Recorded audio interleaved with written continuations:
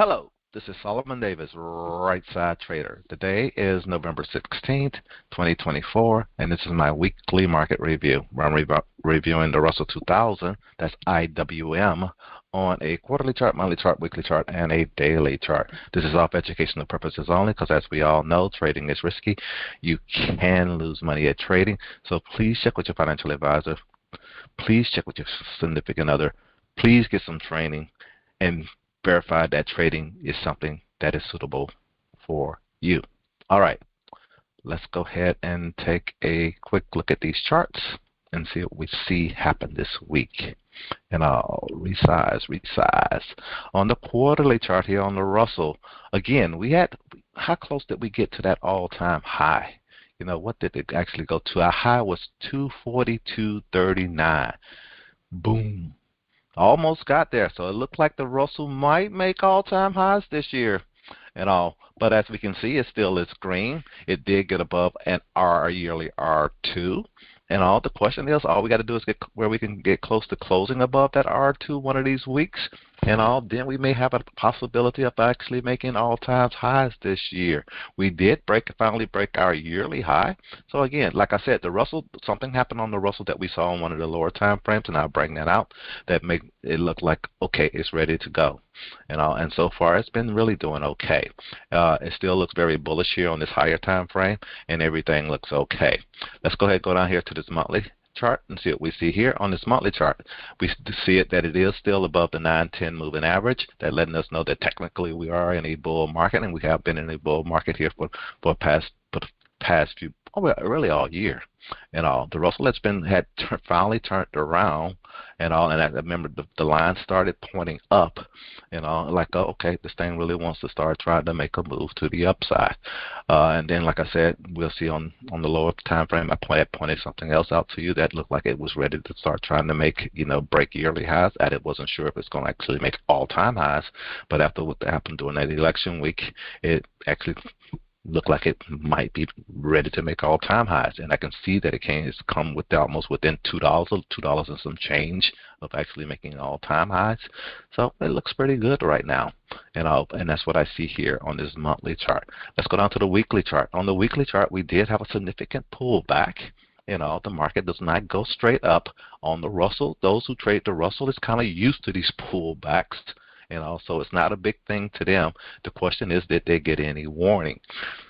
And we'll see that on the daily chart. Right now on this weekly chart, this is the thing that I was telling you. We had saw this cross. This is a good cross when the 50 comes above the 200. You kind of can expect, something like this to happen, which it did happen on that election week. And again, I get where I don't care who was elected. We was kind of expecting this from a few weeks back and all.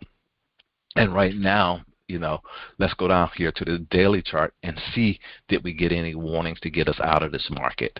On this daily chart, I'm going to zoom in a little bit here, zoom in a little bit here, because this is what we need to see.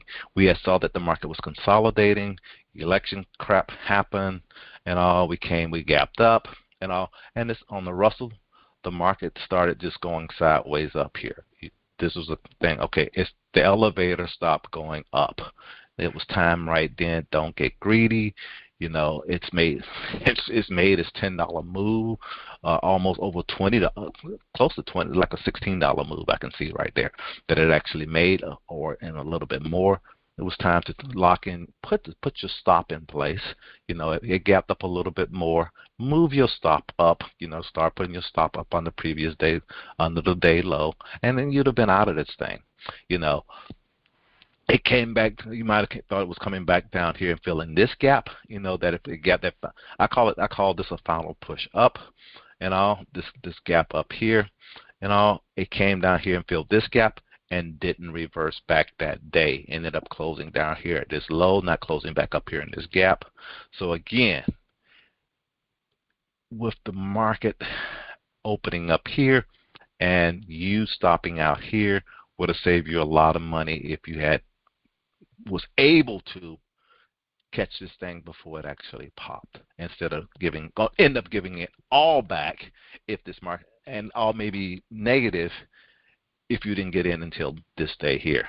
So it's all based on your trading plan, your trading strategy, how you do this stuff. But again, yes, it did kind of give you a warning. You got lower highs, lower lows, lower highs, lower lows, lower highs, lower lows.